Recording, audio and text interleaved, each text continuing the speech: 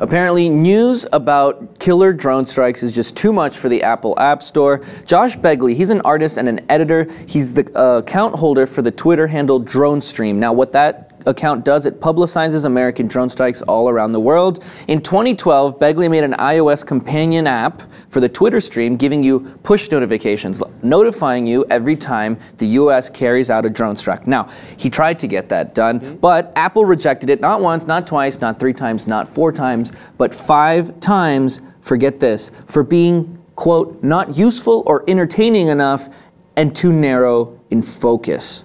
Now, in regards to not being useful or too narrow in focus, I want to highlight some of the other apps that are around that might, to most, seem a little bit more not useful and narrow in focus. Let's go full screen on a few of these. Let's read some of these. Let's start with Atomic Fart for free. Or Plumber Crack. Yeah, what about Girl Farts? Farts versus Zombies. Farts versus Zombies. My Fart personal cushion. favorite, the instant buttons for farting, farts for free. I mean, the amount of fart apps that exist are just ridiculous. And the fact that Apple doesn't want us knowing every time the US carries out a drone strike is pretty ridiculous if we're talking about what's useful and what not useful and what is narrow. I mean, what do you think? It's not surprising. It's not surprising. Tech companies have a very close relationship with the NSA, with the government, and obviously it's going to try to protect the way the Americans look at their government. And if you start distributing the information, that is at the same time it's available, but you need to file a Freedom of Information Act to get it, and it's probably going to take 3 years or 4 years to get that information. And someone is trying to use innovation, use technology, what the tech company, what Silicon Valley is based on, to try to bring in honest information that is relevant to what is going on. But you know what? Who wants that? Let's just push a button and fart. Yeah. That's of more value than knowing really gonna help all the strikes that the U.S. is doing with tax-paying money. I want to tell you, it doesn't compromise, any valuable information that the government needs to hold secret. It's not compromising our safety in any way. They don't show how many people died. They don't give away any valuable information that the government want to hold.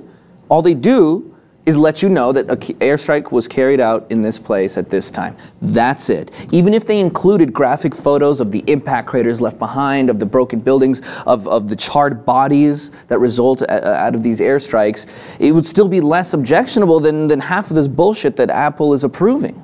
I mean, there might be some reservation or even some laws that says that you can't publish that type of information without it being verified. And they might hold Apple accountable if it's pushing this information. But we all know that at the heart of it is this collusion that there is in between these tech companies. Apple, that has, most people in this country has an iPhone. Yeah. Apple knows that he needs to work with the NSA. They know they need to work with the Defense Department. They need to work with security.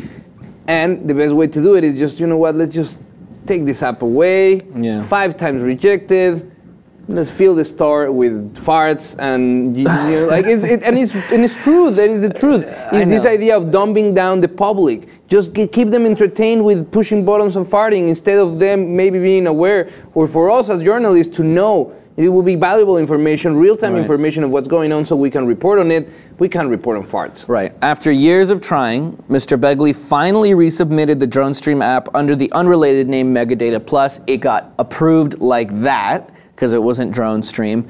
Anyways, that lasted for a little bit. Some people were able to get push notifications for quite some time, and then over the weekend, it was shut down officially by Apple. So Apple clearly doesn't want this kind of stuff on their store. Why? I leave that question to you. Let us know in the comments below, and if you haven't already, subscribe to the Lip TV for more.